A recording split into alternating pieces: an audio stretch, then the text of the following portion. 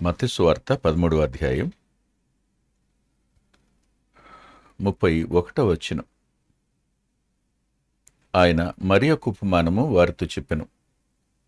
పరలోక రాజ్యము ఒకడు తీసుకొని తన పొలములో విత్తిన ఆవగింజను పోలి ఉన్నది.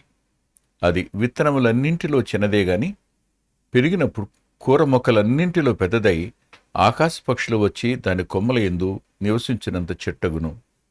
ప్రార్థన చేసుకుందాం. దయగలిగిన మా గొప్ప తండ్రి, కృపగల మా దేవా, మీ అత్యున్నతమైన సింహాసనం ఎదుటికి దేవదూతలు ఆరాధిస్తూ ఉండగా మీ ప్రియకుమారుడు మా రక్షకుడైన యేసుక్రీస్తు ప్రభువారి నామంలో ఈ ప్రార్థనను మీ పాదాల సమీపానికి రానిమ్మని విజ్ఞాపం చేస్తున్నాను.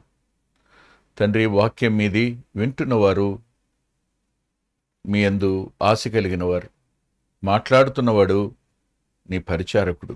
కనికరం చూపండి, శక్తినివ్వండి, మాట్లాడడానికి అవసరమైన తలంపులను అనుగ్రహించండి. కృప చూపించటంలో విసుగని దేవుడు గనుక మీ పాదాల వద్ద మొరపెడుతూ మా సమయాన్ని దీవెనగా మార్చుమని చెల్లి సుహాసిని తన యొక్క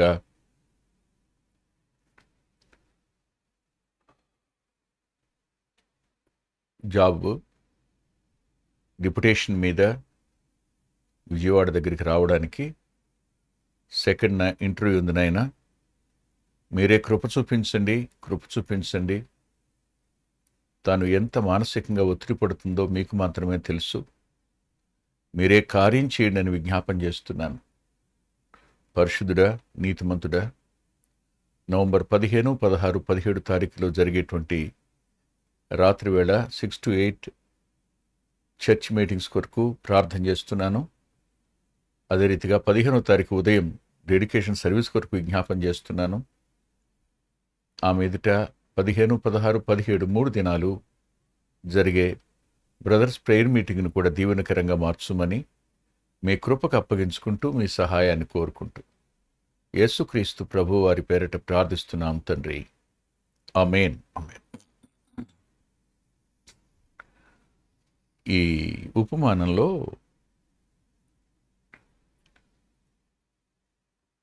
ఒకడు పొలములో విత్తిన ఆవగింజను పోలి ఉన్నది అన్నాడు ఆయన. ఇది కూడా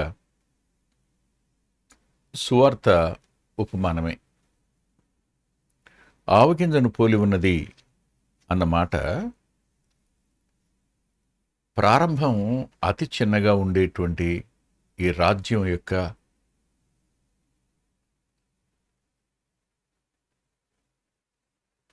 లక్షణం.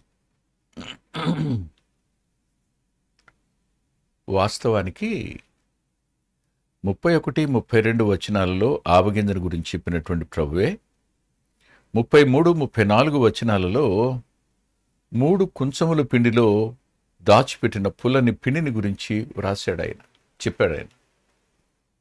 ఈ 2 ఉపమానాలని జంట ఉపమానాలు అని చెప్తారు. ఈ రెండు కూడా మనం కలిపి ఆలోచించాలి. మరో పర్యాయం ఆ పని చేద్దాం. మొదటిగా ఈ ఆవగింజ యొక్క ఉపమానం బాహ్య సంబంధమైనటువంటి ఎదుగుదలను చూపిస్తుంది. పులిపిండిని గురించిన ఉపమానం అంతరంగంలో జరిగేటువంటి అదృశ్యంగా జరిగే కార్యాన్ని గురించి చెప్తుంది. ఈ రెండింటిని తరువాత మరల మనం విపులంగా చూద్దాం.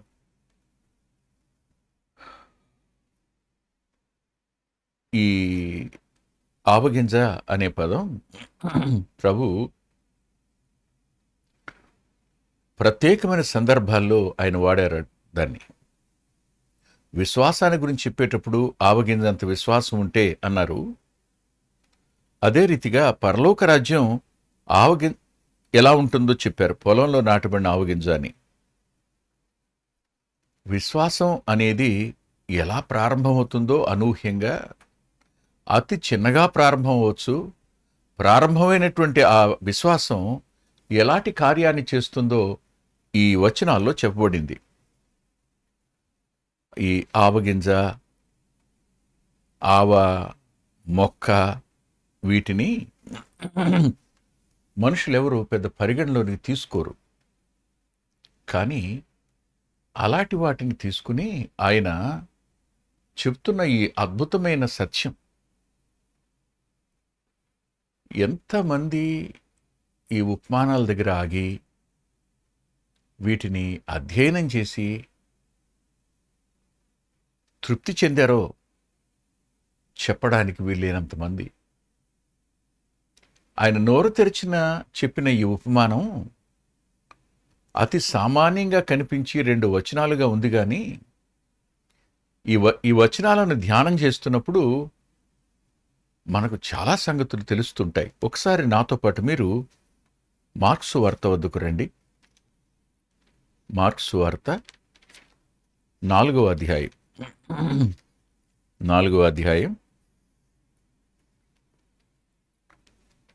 31వ వచనం.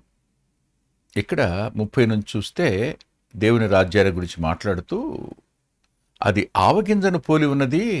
ఆవగింజ భూమిలో విత్తబడినప్పుడు భూమి మీదనున్న విత్తనములన్నింటికంటే చిన్నదే గాని విత్తబడిన తరువాత అది మొలిచి ఎదిగి కూర మొక్కలన్నింటికంటే పెద్దదై గొప్ప కొమ్మలు వేయును గనుక ఆకాశ పక్షులు దాని నీడను నివసింపగలవు అన్నాడు.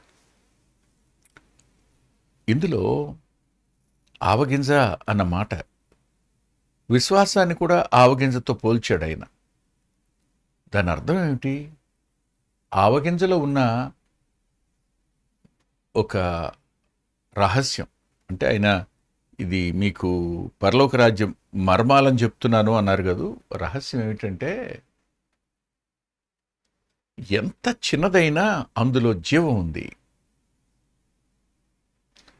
ఆ విత్తనంలో జీవం ఉన్నట్టే ఆ విశ్వాసంలో జీవం ఉంది, ఆ సత్యంలో జీవం ఉంది. ఆ జీవం గల దేవుడు ఒక వ్యక్తి అంతరంగాన్ని తన కొరకు సంపాదించుకోవడానికి ఆయన వాడుతున్న ఆ వచనాలలో జీవం ఉంది. పదం చిన్నదే అయినా అది ఎంత జీవాన్ని ఒక వ్యక్తి అంతరంగంలోనికి పోస్తుందో చెప్పడానికి వల్లపడదు. ఇందులో చిన్నదే విత్తబడినప్పుడు, కానీ అది మొలిచి ఎదిగి, మొలిచింది జీవం ఉంది గనుక, ఎదిగింది జీవమున్నది గనుక కూర మొక్కలన్నింటికంటే పెద్దదై గొప్ప కొమ్మలు వేను గనుక ఆకాశ పక్షులు దాని నీడను నివసింపగలవు అన్నాడు. ఇక్కడ దాని నీడను నివసించేటువంటి ఆకాశ పక్షుల గురించి మాట్లాడాడు. 2వ మాట మీరు చూడండి, లూకా సువార్త 13వ అధ్యాయం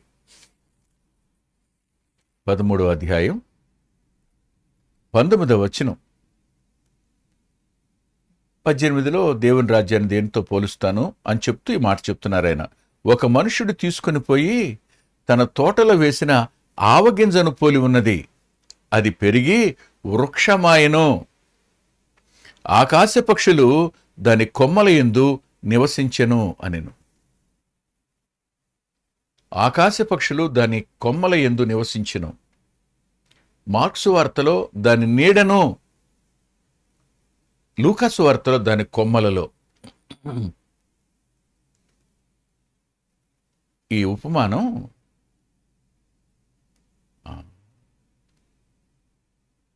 ఏమనాలి, పాజిటివ్గా కనబడుతుంది, కానీ దాని ఎదుగుదలను బట్టి అది నెగిటివ్గా అయ్యేటువంటి పరిస్థితులు ఎలా ఉన్నాయో చెప్తున్నాడు ఆయన. అది కూడా తర్వాత మనం అధ్యయనం చేద్దాం.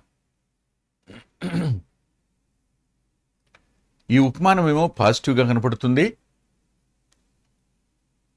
పులిపిండి ఏమో నెగిటివ్గా కనపడుతుంది, కానీ ఆ పని పాజిటివ్గా ఉంటుంది. ఈ పనిలో నెగిటివ్నెస్ కనపడుతుంటుంది ఈ ఆవగింజ యొక్క ఉపమానంలో. సరే, అది అంతిమ పరిస్థితిని గురించి, ఫలితం దగ్గర ఆ సంగతి తర్వాత చూద్దాం. అయితే ఈ ఉపమానం ఆవగింజను తీసుకుని పోయి విత్తాడు, అది మొలిచింది, అది ఎదిగింది అన్నాడు. ఇక్కడ ఈ మాట చెప్పడానికి కారణం ఏమిటంటారు? ఎందుకు ఈ మాట చెప్తున్నాడు? దేవుని రాజ్యం, పరలోక రాజ్యం ఒకని అంతరంగంలో ఎలా కార్యం చేస్తుందో, బాహ్యంగా కనిపించేటువంటి ఆ రాజ్యం యొక్క ఎదుగుదల ఎలా ఉంటుందో మనకు ముందస్తుగా చెప్తున్న మాటలు ఇవి. ప్రారంభం చాలా చిన్నది. ఎంత చిన్న ప్రారంభం అంటే, ఓసారి మీరు యెషయా గ్రంథం దగ్గరికి రండి. యెషయా గ్రంథం 11వ అధ్యాయం.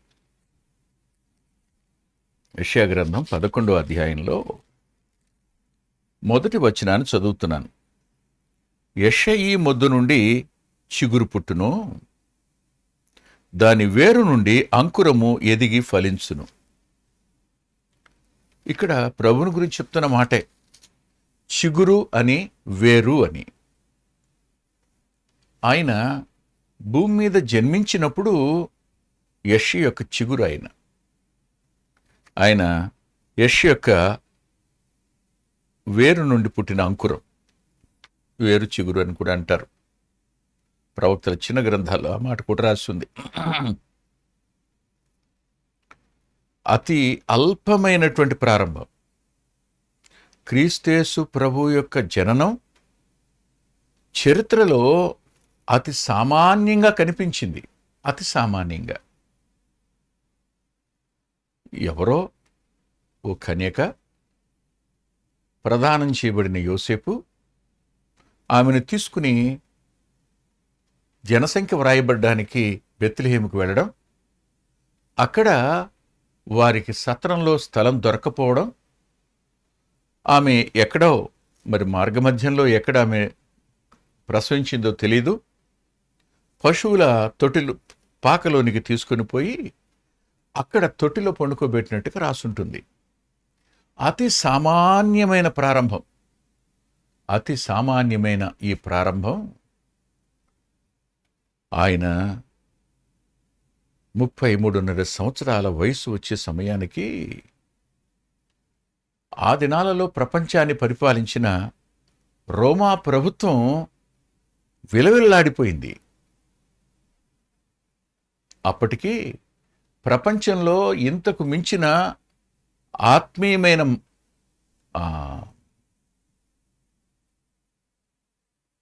మతం అననా అంటేనే బాగుంటుందేమో, యోధా మతం. ఆ మతం, మత పెద్దలు నిశ్చేష్టులైపోయినారు. ఆ స్థాయిలో పశువుల తొట్టిలో పెట్టబడిన ఆ శిశువు ఎదిగి మానవ జ్ఞానానికి అందనంతటి పరిస్థితి. అంతేకాదు, హెబ్రీ గ్రంథకర్త అంటాడు, ఆశ్చర్యకరమైన మాట అంటాడు. ఆయన మాట్లాడుతున్న మాట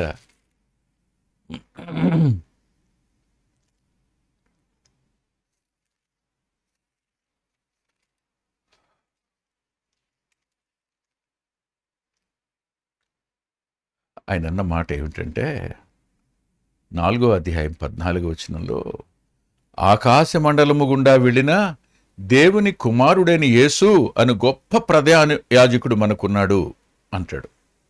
గొప్ప ప్రధాన యాజకుడు మనకున్నాడు అన్నవాడు అంటాడు 7వ అధ్యాయంలో ఇలా అన్నాడు. 26వ వచనంలో ఏమన్నాడంటే, పవిత్రుడును, నిర్దోషియు, నిష్కల్మషుడును, పాపులలో చేరక ప్రత్యేకముగా ఉన్నవాడును, ఆకాశ మండలము కంటే మిక్కిలి హెచ్చైన వాడునైనా ఇట్టి ప్రధాన యాజకుడు మనకు సరిపోయినవాడు. ఆకాశ మండలము కంటే మిక్కిలి హెచ్చైనవాడు ఆ శిష్యు.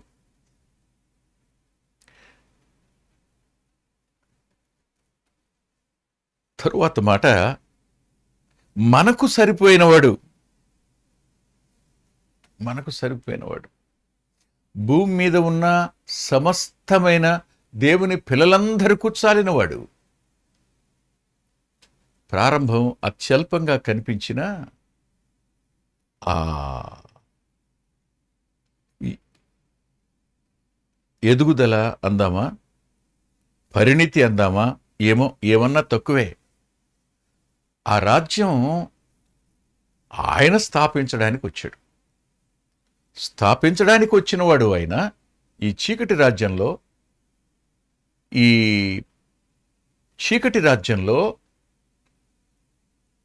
ఈ ద్వేషము, మరణం రాజ్యం చేస్తున్న ఈ రాజ్యంలో జీవాన్ని, వెలుగును, వెలుగు పరలోక రాజ్యాన్ని స్థాపించడానికి వచ్చిన ఆయన అతి సామాన్యమైన ప్రారంభాన్ని ఆవగింజతో పోల్చాడు. ఎంతెందుకండి, ఆయన ఇలా అన్నారు, గోధుమ గింజ భూమిలో పడి చావకుండినెడల అది ఒంటిగానే ఉండును, అది చచ్చినెడల విస్తారముగా ఫలించును అంటాడు. అని నేను ఆరోహణమైన తరువాత అందరినీ ఆకర్షించుకుందును. పాలస్తీనా భూభాగంలో ఒక్క వ్యక్తి అందరినీ ఆకర్షించుకుంటాను అన్న పదం, అందరినీ ఆకర్షించుకుంటాను. పరలోక రాజ్యం నా ప్రియరక్షకునిది.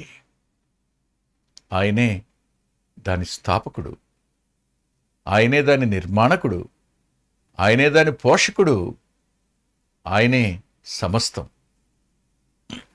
అంతేకాదు, మరో మాట కూడా మనం చూడడం మంచిది. ఒకసారి దానియేలు గ్రంథం దగ్గరికి వద్దాం.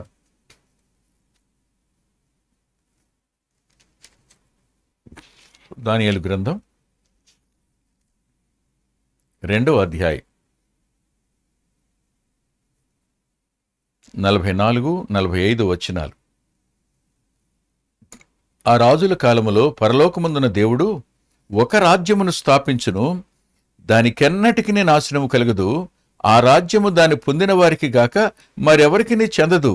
అది ముందు చెప్పిన రాజ్యములన్నిటినీ పగలగొట్టి నిర్మూలము చేయును గాని అది యుగయుగముల వరకు నిలుచును అంటూ, చేతి సహాయము లేక పర్వతము నుండి తీయబడిన ఆ రాయి ఇనుమును, ఇత్తడిని, మట్టిని, వెండిని, బంగారమును పగులగొట్టగా తమరు చూచితిరే.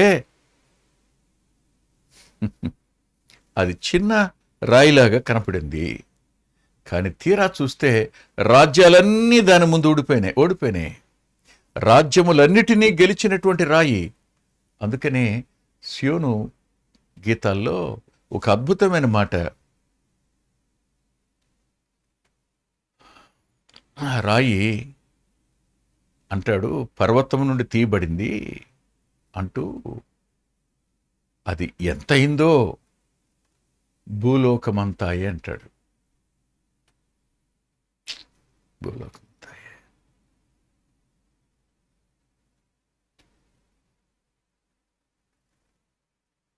ఆ పాట పాడడానికి మనసుకు వస్తుంది, కానీ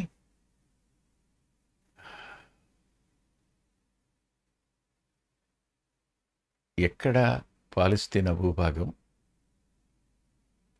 ఇవాళ ప్రపంచంలో ఏ దేశంలో ఈ రాజ్య సువార్త ప్రకటించబడలేదో మీరు చెప్పండి. ప్రతి దేశంలోనూ ఈ రాజ్య సువార్త ప్రకటించబడింది. ప్రారంభం అత్యల్పంగా కనిపించింది, కానీ అది ఎంతగా ఎదిగిందో చూస్తే ఆశ్చర్యమే కలుగుతుంది. అంటే ఇందులో అనూహ్యమైన మార్పులు కనిపిస్తాయి. ఆవగింజ మనకు తెలుసు, అది ఎంతవరకు ఎదుగుతుందో కూడా మనకు తెలుసు. కానీ ఇది మన తూర్పు దేశాలు, మనవి పాలస్తీనా అంటే ఇస్రాయేల్ కూడా తూర్పు దేశమే. అందులో ఒక దైవ సేవకుడు ఇలా రాశాడు, ఆవగింజ ఆ పాలస్తీనా భూభాగంలో 12 అడుగులు ఎదుగుతుంది అన్నాడు. ఇంకొక ఆయన అన్నాడు 15 అడుగులు ఎదగటం కూడా నాకు తెలుసు అన్నాడు. ఆ మేర ఎదిగి అది పక్షులు గూళ్ళు పెట్టుకోగలిగినంత కొమ్మలు వేస్తుంది అన్నాడు. ఇది మనకు ఉపమానంగా కనిపించిన, ఎలగరి అనిపించిన ఈ పరలోక రాజ్యం అనేది ఎంత వాస్తవమో, ఆ ఉపమానంగా చెప్పబడినటువంటి ఆ ఆవ చెట్టు మొక్క కూడా అంతే వాస్తవం. ఇందులో ఏ అనుమానం లేదు. అంతే వాస్తవం. ప్రారంభం చిన్నగా ఉండి ఎదుగుదల ఊహకందని విధంగా ఉంటుంది దాని ఎదుగుదల. మరో మాట కూడా మనం చూద్దాం ఈ సందర్భంలో. యెహెజ్కేలు గ్రంథంలో 17వ అధ్యాయంలో సామాన్యమైన ఎదుగుదలను గురించి ఒక మాట ఈ గ్రంథకర్త రాస్తాడు. 22వ వచనం, 17వ అధ్యాయం 22వ వచనం, 23, 24 వచనాలలో ప్రభువైన యెహోవా ఈ మాట సెలవిస్తున్నాడు. ఎత్తైన దేవదారు వృక్షపు పైకొమ్మ ఒకటి నేను తీసి దాని నాటుదును, పైగానున్న దాని శాఖలలో లేత దానిని త్రుంచి అత్యున్నత పర్వతం మీద దాన్ని నాటుదును. ఇశ్రాయేలు దేశములో ఎత్తుగల పర్వతం మీద నేను దాన్ని నాటగా అది శాఖలు విడిచి బహుగా ఫలించు శ్రేష్టమైన దేవదారు చెట్టుకును. సకల జాతి పక్షులు దానిలో గూళ్ళు కట్టుకును. దాని కొమ్మల నీడన అవి దాగును. మరియు యెహోవాకు నేనే ఘనమైన చెట్టును నీచమైనదిగాను, నీచమైన చెట్టును ఘనమైనదిగాను చేయువాణ్ణనియు. ఈ మాట తుంచింది ఒక లేత మొక్క, ఎదిగింది సమస్త పక్షులను ఆకర్షించగలిగినంత. ప్రారంభం ఎంత చిన్నగా ఉందో చూడండి, ఎదుగుదల ఎంత అనూహ్యంగా ఉందో ఆలోచించండి. ఇలా మాట్లాడుతున్నప్పుడు ఆయన ఎంత చిన్నగా ఆరంభమైందో, ఎంత చిన్నవాళ్లను ఆయన ఎన్నుకుంటాడో, ఎంత సామాన్యులు ఎన్నుకుంటాడో, మానవ జ్ఞానానికి అందరిదది. అంత సామాన్యులు ఎన్నుకుంటాడు ఆయన. ఎంత సామాన్యులు ఎన్నుకుంటాడు, నిజంగానే ఆశ్చర్యం ఇది. కొరింథీయులకు రాసిన మొదటి పత్రికలో పౌలు గారు తానే ఈ మాట రాశాడు. కొరింథీయులకు రాసిన మొదటి పత్రిక 26వ అధ్యాయం, మొదటి పత్రిక మొదటి అధ్యాయం. కొరింథీయులకు రాసిన మొదటి పత్రిక మొదటి అధ్యాయం 26, 27 వచనాలు చూస్తే ఏమంటాడంటే, సహోదరులారా, మిమ్మల్ని పిలిచిన పిలుపును చూడుడి. మీలో లోకరీతిగా జ్ఞానులైనను, ఘనులైనను, గొప్ప వంశము వారైనను అనేకులు పిలవబడలేదు గాని ఏ శరీరియు దేవుని ఎదుట అతిశయింపకుండునట్లు జ్ఞానులను సిగ్గుపరచుటకు లోకములోనున్న వెనివారిని దేవుడు ఏర్పరచుకుని ఉన్నాడు. బలవంతులైన వారిని సిగ్గుపరచుటకు లోకములో బలహీనులైన వారిని దేవుడు ఏర్పరచుకుని ఉన్నాడు. ఎన్నికైన వారిని వ్యర్థం చేయుటకు లోకములో నీచులైన వారిని, తృణీకరించబడిన వారిని, ఎన్నికలేని వారిని దేవుడు ఏర్పరచుకుని ఉన్నాడు. ఇదే మాట మనం యెహెజ్కేలు గ్రంథంలో చదువుకున్నాం. యెహెజ్కేలు గ్రంథంలో ఆ మాట మనం చదివినప్పుడు సరిగ్గా ఈ వచనాలు జ్ఞాపకానికి రావడం లేదా? ఖచ్చితంగా జ్ఞాపకానికి వస్తాయి. ఈ 17వ అధ్యాయంలో ఆయన అంటూ, ఘనమైన చెట్టును నీచమైనదిగాను, నీచమైన చెట్టును ఘనమైనదిగాను చేయువాడు ఆయనే.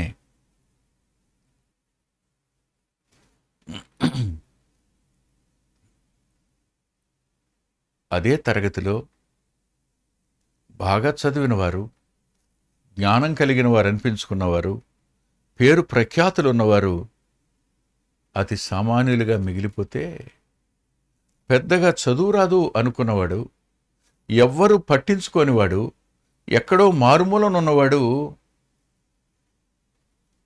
అందరూ నమస్కారం చేసే ఆ ఉన్నతమైన అంతస్తుకు ఎదగడం నాకు తెలుసు. అనేక మందిని నేను చూశాను. దేవుని కార్యాలు ఆశ్చర్యాలు. ప్రారంభం అల్పంగా ఉంటుంది. ఆ వ్యక్తులు అల్పులు, ఎన్నికలేనివారు, మనుషులు బలహీనులుగా ఎంచినవారు, తృణీకరించబడిన వారే. కానీ ఎంత ఘనమైన వారుగా ఎంచబడతారో చెప్పడానికి వల్లపడదు.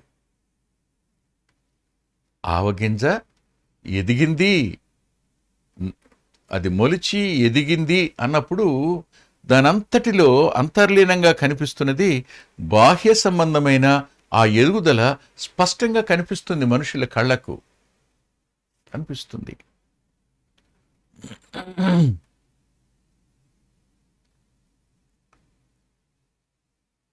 ఇక్కడ 1-2 మాటలు నేను మీతో పంచుకుంటాను, మనసు పెట్టి వినండి.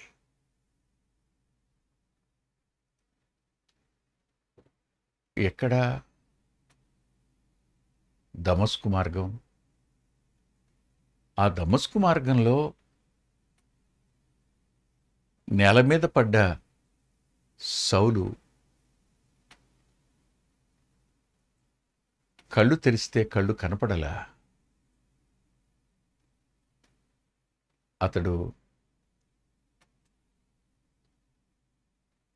తిన్నని దనబడిన వీధిలో ఆ ఇంట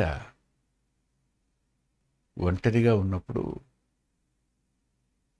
అప్పటి వరకు తను వెంబడించిన వారు ఇక వెంబడించరు. ఒక్కడే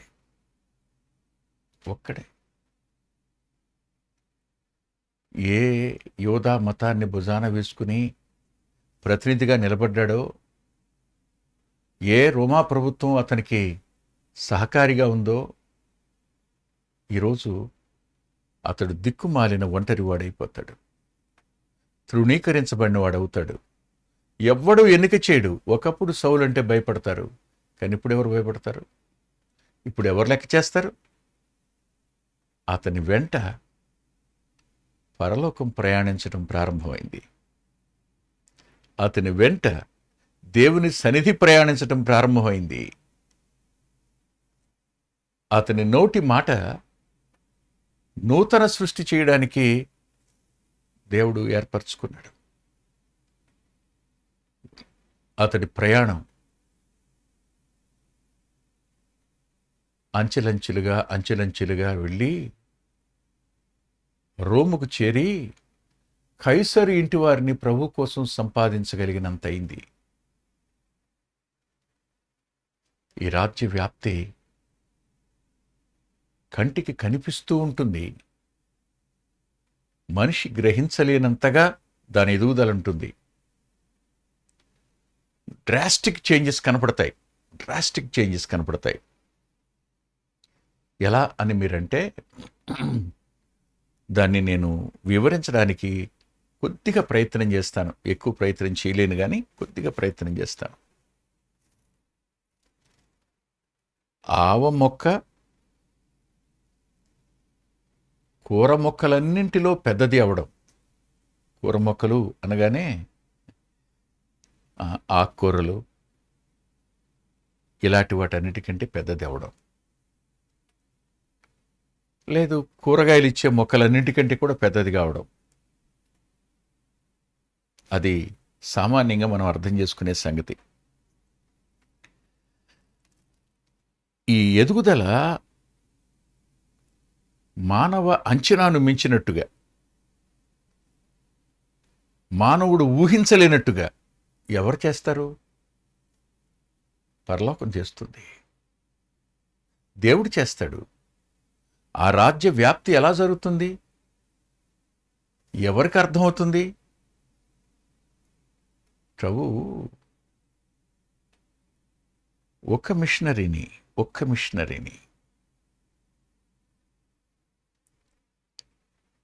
లివింగ్స్టన్కి ముందు ఆఫ్రికాకు పంపాడు, మఫెట్. ఎంతమంది మిషనరీలు వెళ్ళడానికి కారణమైందో. ఒక మిషనరీని మొలోకై ద్వీపుకి పంపాడు, డామియాన్ అనే ఆయన్ని.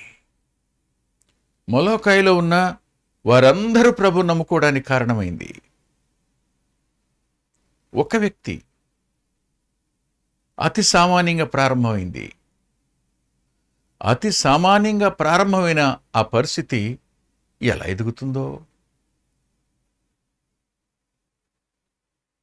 నేను ఒకసారి గతాన్ని ఆలోచిస్తూ 65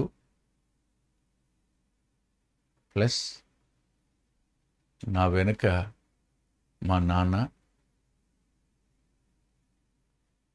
ఆ తరువాత తాతయ్య,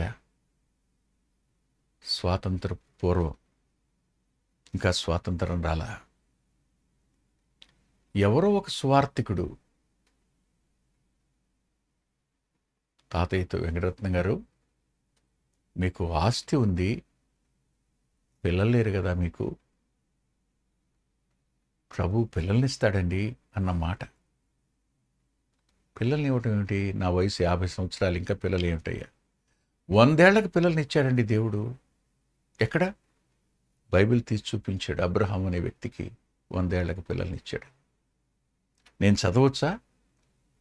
బైబిల్ తీసుకుని చదువుకోవడం ప్రారంభించాడు ఆయన. ప్రారంభించిన వాడు ప్రభుని నమ్ముకున్నాడు.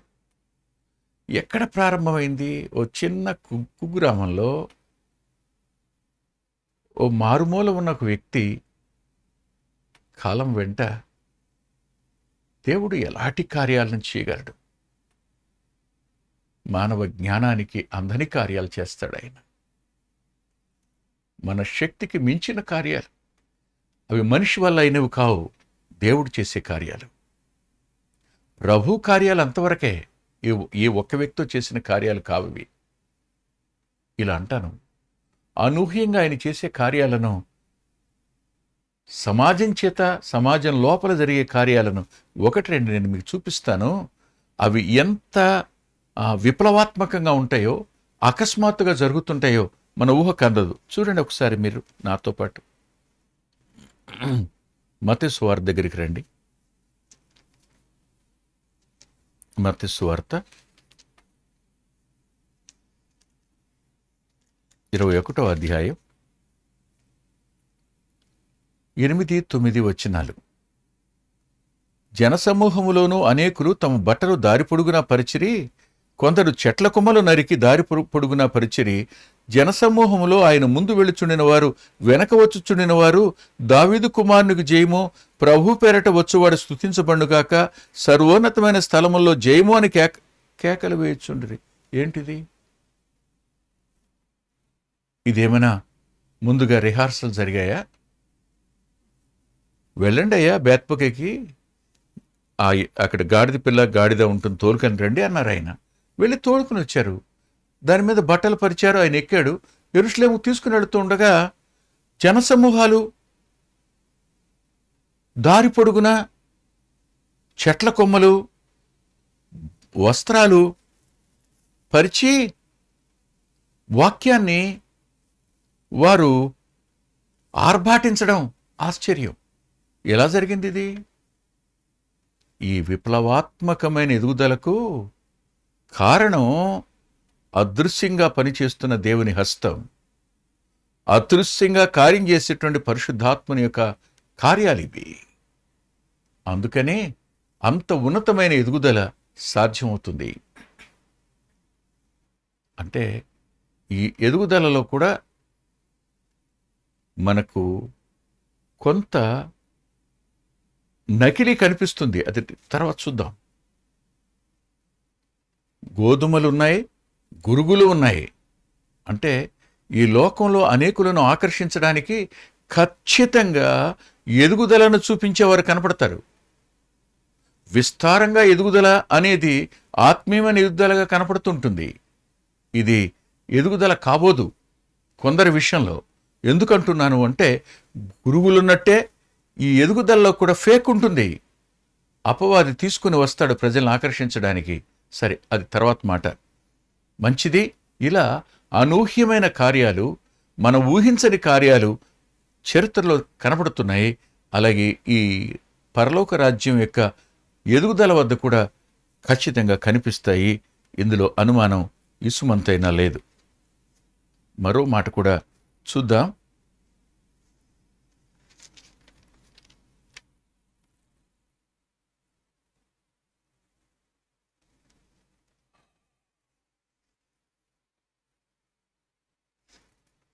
మనం సానుకూలమైన ఒక ఉదాహరణ చెప్పుకున్నాం. వ్యతిరేకమైన మరొక ఉదాహరణ కూడా చెప్పుకోవచ్చు. పరిశుద్ధాత్ముడు కార్యం చేసినట్టే అపవాది కూడా కార్యం చేస్తాడని ప్రజల్లో. యోహాను సువార్త 6వ అధ్యాయం 15వ వచనంలో, రాజుగా చేటుకు వారు వచ్చి తను బలవంతంగా పట్టుకుని పోతున్నారని యేసు ఎరిగి. ఇది అకస్మాత్తుగా జరిగింది. వాళ్ళందరూ అనుకునేం కాదు, మళ్ళా రొట్టెల కోసం వచ్చారు వాళ్ళు. క్షమించండి, వారు రొట్టెలు తిన్నారు. రొట్టెలు తిన్న తరువాత అందరిలోనికి ఒక ఆలోచన వచ్చింది, ఈయన రాజుగా చేసేసుకుందామని. ఎవరు తెచ్చారు? దేవునికి ఇష్టం లేని పని.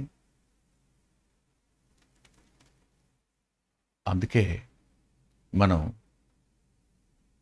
గోధుమల ఉపమానాన్ని గురించి చెప్పుకున్నప్పుడు, గోధుమలు గురుగుల ఉపమానాన్ని చెప్పినప్పుడు, ఇటు ప్రభు అటు క్రీస్తు విరోధి, ఇటువైపున దేవుని యొక్క ఆత్మ, ఇటు ప్రక్కన దురాత్మ. ఈ వైపున దేవుని పిల్లలు, అటు ప్రక్కన అపవాది యొక్క సంతానం.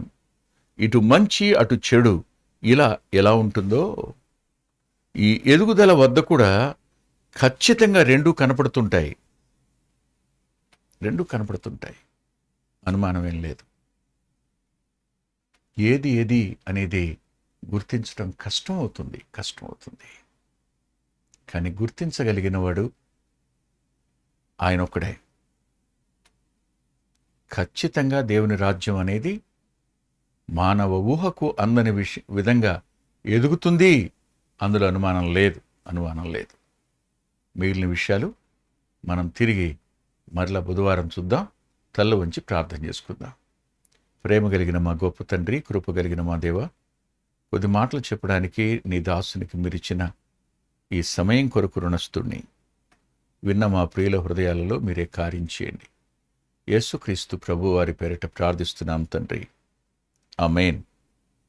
ప్రభు చిత్తమైతే తిరిగి ఆదివారం ఉదయం 9:30 గంటలకు లైవ్లో కలుసుకుందాం. ఒకవేళ లైవ్ ఒక 1/2 అవర్ 40 మినిట్స్ మాత్రమే వచ్చి కట్ అయిపోతే కనుక మరలా తిరిగి 12 గంటలకల్లా వాటిని మళ్ళా అప్లోడ్ చేయడం జరుగుతుంది. మీరు అప్పుడైనా చూడొచ్చు. ప్రభు మిమ్మల్ని దీవించునుగాక.